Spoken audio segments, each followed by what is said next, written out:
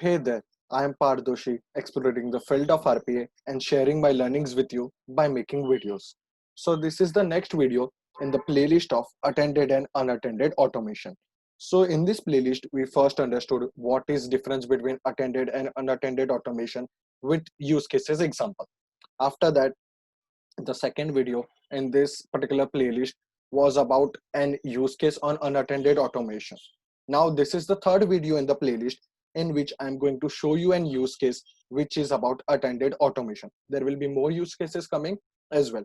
So let me give you a quick overview of what we will be seeing in this video.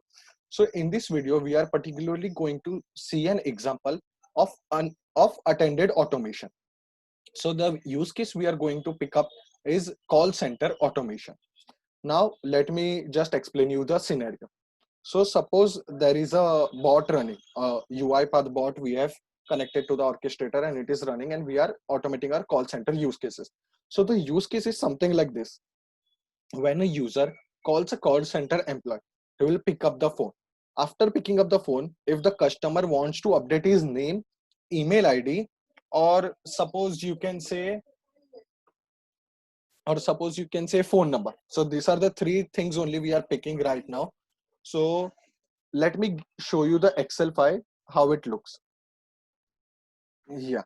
So this is the Excel file which we are having with us, name, email ID, and you can see the phone number.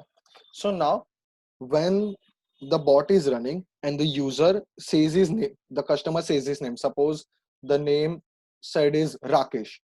Now we are going to integrate UiPath forms over here.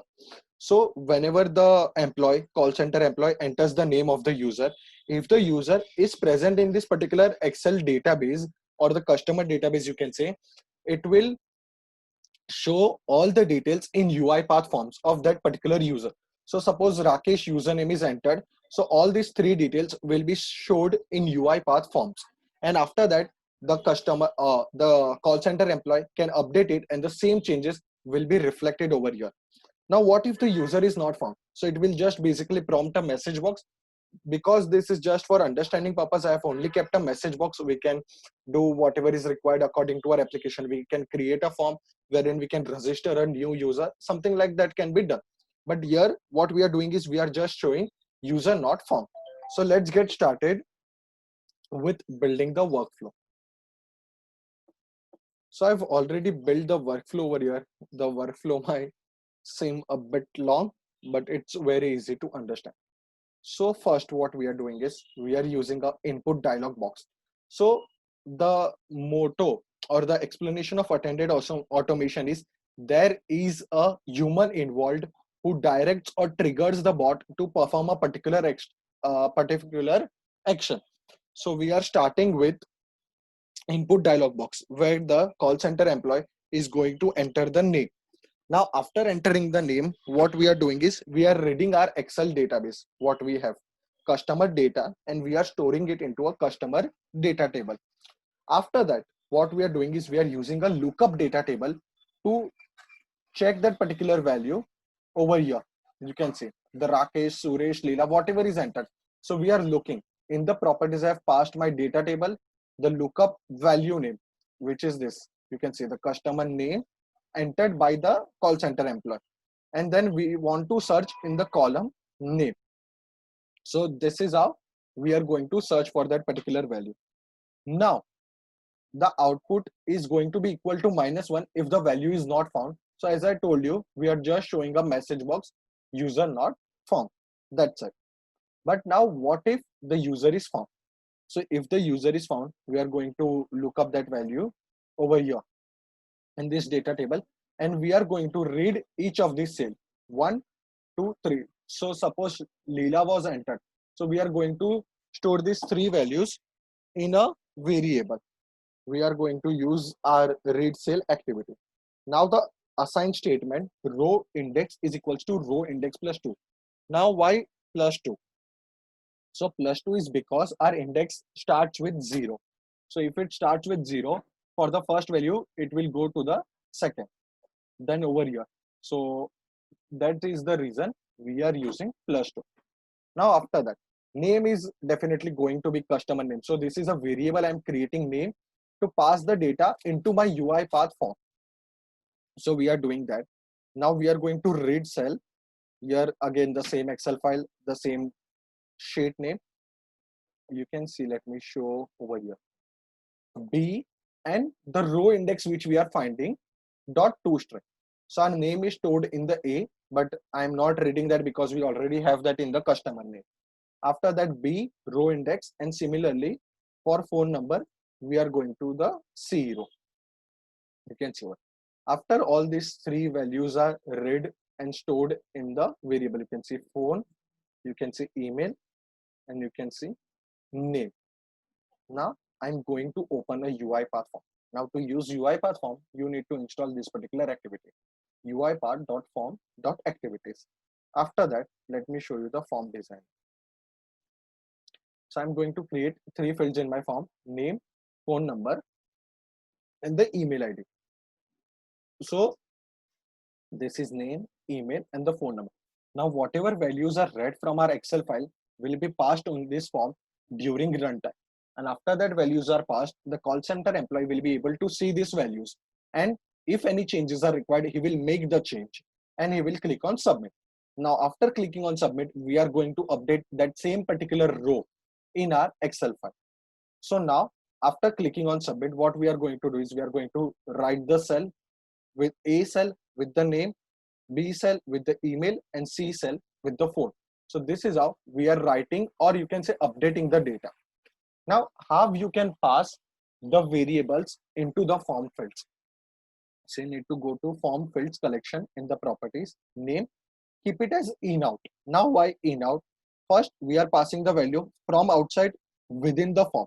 So that is going to be from out to in. And then what we are doing is we are taking that updated value and we are writing into it. So we need to keep it as both in and out, and here the name of this. Okay. So now you can see over here. Now your this field keys. Let me show you. Settings, field key. This field key value should be same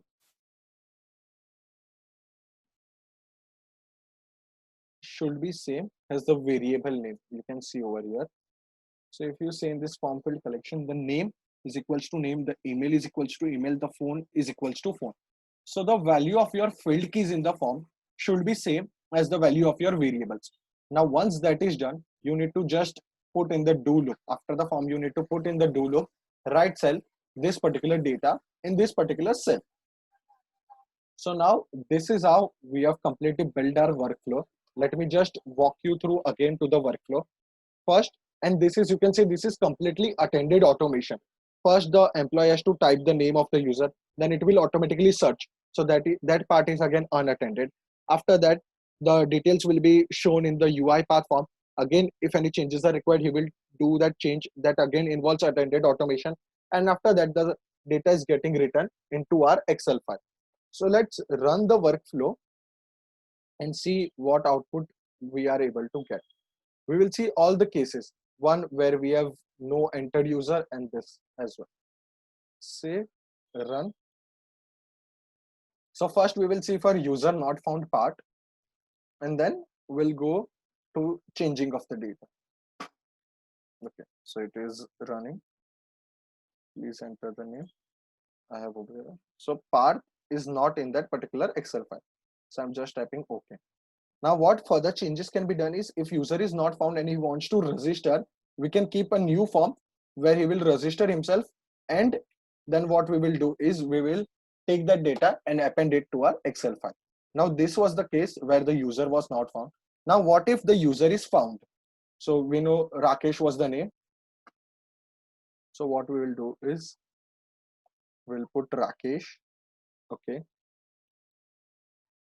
So it is looking that value. Now the value is found. It is reading all the data and it is opening the form for me. Now you can see Rakesh Roshan. So now user told his name, the call center employee typed the name. Now he has all his details in front of him. And now suppose he wants to change his email ID to Rakesh1999 @gmail.com. and here his number is also changing. So these are the two changes that should be reflected in the same row. No duplicate row should be added, and it should reflect in the same row. So let's click on submit and see in the Excel file after the execution is completed whether we can see the updated data or not. Okay, let me refresh this customer data.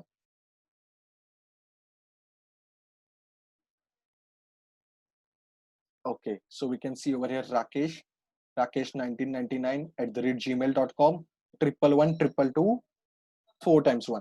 So this you can see no duplicate rows were added, and we were successfully able to update the customer details in the same particular row.